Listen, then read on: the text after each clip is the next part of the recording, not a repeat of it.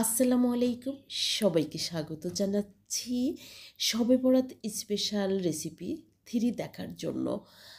আজকে আপনাদের জন্য থাকছে হাতে মাখা চিকেন ভাপা। নামটা শুনে চমকে গেলেন। আসলে চমকে যাওয়ার মতোই একটা দুর্দান্ত স্বাদের রেসিপি।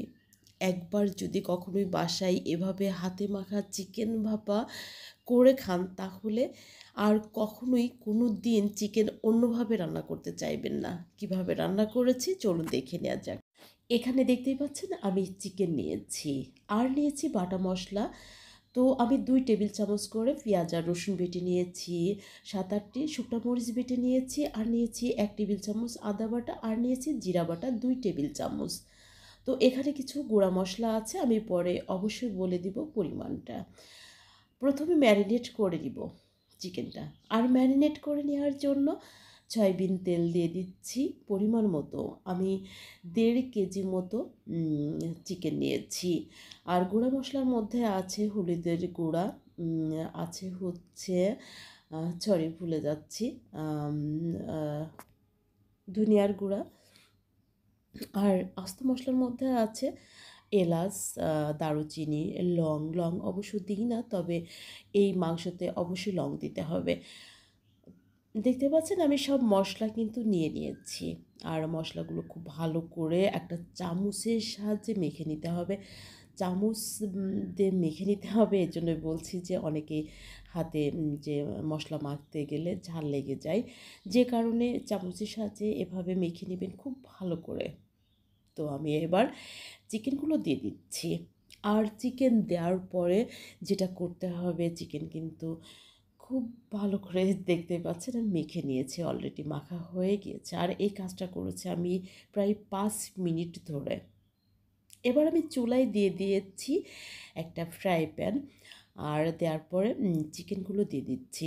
আর চিকেন ম্যারিনেট করার পরে কিন্তু আমি 1 ঘন্টা রেখে দিয়েছিলাম। অবশ্যই ম্যারিনেট করে 1 ঘন্টা রেখে দিতে হবে, নইলে কিন্তু চিকেনের স্বাদটা ভালো আসবে না। চিকেন দেওয়ার পরে আমি দিয়ে দিচ্ছি প্রায় 200 গ্রাম মতো দুধ, আর এই দুধটুকু দিয়েই চিকেনটা ভাপা হয়ে যাবে। এবার দিয়ে দিচ্ছি উপর থেকে একটা তেজপাতা ছিঁড়ে দিলেই হয়ে যাবে, আর দিয়ে দিচ্ছি 1 চা চামচ চিনি। এগুলো আমি একটু ভালো করে মিশিয়ে দিচ্ছি, দেখতে পাচ্ছেন। আর দিয়ে দিয়েছি পেঁয়াজের বেরেস্তা, মাশাআল্লাহ দেখতে অসাধারণ লাগছে।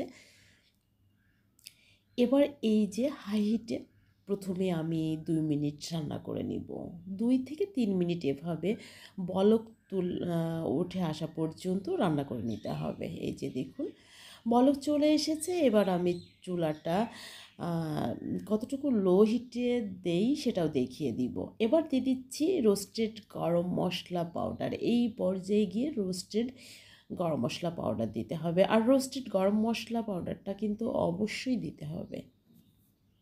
এবার আমি একটু মিশিয়ে দিচ্ছি, দেখতে পাচ্ছেন। তো এবার আমি ঢাকনি দিয়ে ঢেকে দিয়ে 30 থেকে 40 মিনিট কিন্তু ভাপে রেখে দিব।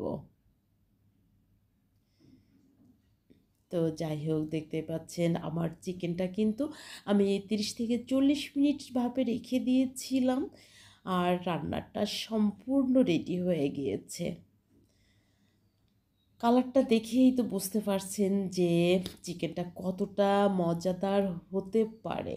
বন্ধুরা, একদিন হলেও বাসায় ট্রাই করবেন, ইনশাল্লাহ ভালো হবে। আর আসছে শবে বরাত, অনেকেই কিন্তু মাংস